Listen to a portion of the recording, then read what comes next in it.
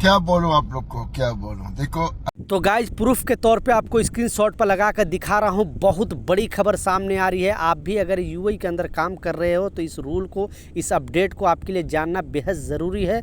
क्योंकि जब आपको कंपनी दबाती है, आपको सैलरी नहीं देती है, आपको बोनस नहीं देती है, आपको ग्रेजुएटी नहीं देती है, टिकट के पैसे नहीं देती है, इससे रिलेटेड इतनी बड़ी खबर सामने आ रही है। अब इस खबर के बाद सारे कंपनी का नींद हराम होने वाली है। क्योंकि यूएई गवर्नमेंट ने एक बहुत बड़ा एक्शन लिया है, एक बहुत बड़ी अपडेट जारी किया है। दो इंपॉर्टेंट अपडेट है, दोनों अपडेट के ऊपर आपसे बात करने वाला हूं। 2-3 मिनट का वीडियो है, लास्ट तक जरूर देखना ताकि आपको पूरी जानकारी मिले। और आपने टाइटल और थंबनेल में बिल्कुल सच पढ़ा है।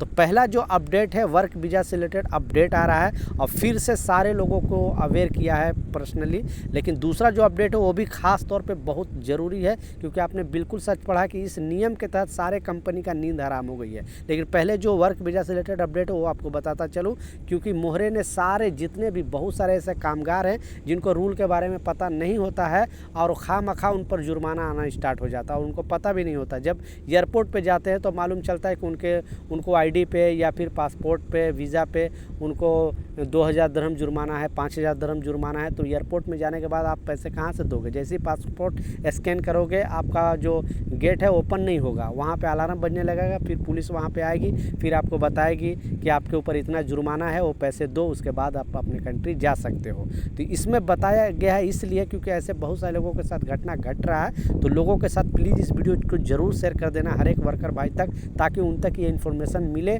और वो ऐसे गलती से करने से बचे। क्योंकि सारे पैसे आप तो यहाँ पे शॉपिंग करने में, सामान लेने में या फिर जो कुछ पैसे बचते हो घर पे भेज देते हो, और एयरपोर्ट जाओगे तो उस टाइम आपको 1000, 2000, 400, 500 दिरहम अगर जुर्माना है तो कहाँ से इतना जल्दी दोगे? जब तक आप पैसे इकट्ठा करोगे तब तक आपके लिए फ़्लाइट रुका नहीं रहेगा, फ़्लाइट चला जाएगा, टिकट भी नुकसान हो जाएगा, वापस आपको फिर से दुबई के अंदर जाना पड़ेगा, फिर या तो घर से पैसे मंगाना पड़ेगा।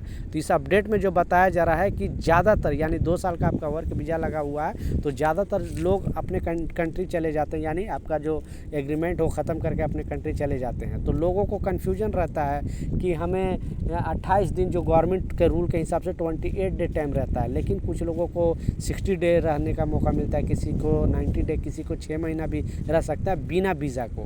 तो ऐसे बहुत सारे लोग हैं जो कंफ्यूज रहते हैं, उनको 28 दिन का टाइम रहता है और सोचते हैं कि हम तो 60 दिन रह सकते हैं, हम दूसरी कंपनी में जॉब चेक कर सकते हैं या देख सकते हैं, खोज सकते हैं। इस चक्कर में उन पर जुर्माना स्टार्ट हो जाता है। तो पहला दिन यानी 28 से 29वां दिन अगर रह लिए तो पहला दिन आपको 100 दिरहम जुर्माना लगेगा। उसके बाद जितना दिन रहोगे आपको 50-50 दिरहम के हिसाब से जुर्माना लगेगा। तो प्लीज़ 28 दिन मिनिमम है इसमें, लेकिन कैंसिलेशन पेपर में लिखा होता है नीचे कि कितना दिन आप रह सकते हो वीज़ा कैंसिल के बाद, 2 साल का वीज़ा जब एक्सपायर हो जाए उसके बाद। और नहीं तो आप टाइपिंग सेंटर में जाओ, अपना आईडी का फ़ोटो दिखाओ या आईडी दिखाओ, वो लोग चेक करके आपको बता देंगे और उससे पहले आप इस कंट्री को छोड़ देना, नहीं तो बहुत बड़ी मुसीबत में पड़ोगे। दूसरा जो इम्पोर्टेंट अपडेट है, जैसा मैं स्क्रीनशॉट पर भी लगा के दिखाया था, बहुत बड़ी खुशखबरी है। और बेसिकली एक वर्कर और कंपनी का ये लड़ाई हुआ, मतलब बेसिकली केस किया गया, लेकिन इसमें जो जीत हुई वो वर्कर की जीत हुई। इस अपडेट में बताया जा रहा है आलन कोर्ट ने एक फैसला सुनाया कि ये वर्कर को बेगार नोटिस पीरियड, यानी कि इस कंपनी में काम कर रहे हो और आपको नोटिस पीरियड भी नहीं दिया कंपनी और अचानक आपको निकाल दिया, आपका वीज़ा कैंसिल कर दिया।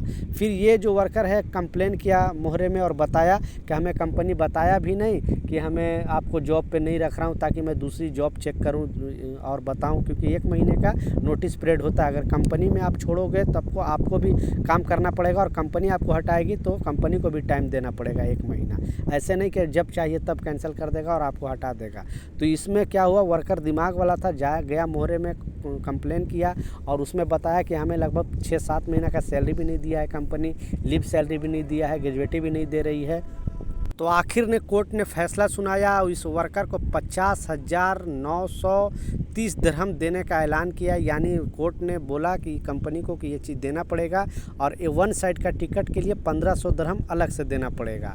और सारा यानी ब्याज के साथ जितने दिन ये सैलरी नहीं दिया था उसको 12% ब्याज के साथ वो उसको देना पड़ा कंपनी को। तो आपकी भी कंपनी अगर नहीं देती है तो बिल्कुल आपको डरने की ज़रूरत नहीं है। जो आपका राइट है उसके लिए आप लड़ सकते हो और कॉल कर सकते हो 8008 पे, बता सकते हो अपना समस्या। बहुत सारे लोग बोलते हैं कि फ़ोन नहीं लगता है, वहाँ से कोई रिस्पॉन्स डिलीवरी नहीं मिलता है तो 15 दिन का टाइम देता है मोहरे। उस बीच में वो कंप्लेंट दर्ज करता है और सारा एक बार नहीं लगता, आप दूसरा बार ट्राई करो, तीसरा बार ट्राई करो, मगर अगर आपको वो वहाँ पे कंप्लेंट दर्ज हो गया, आप राइट पे हो, तो आपके लिए ये चीज़ होगा। तो इस वर्कर को बिग सलूट है और ये सारे वर्करों के लिए एक मोटिवेशन है।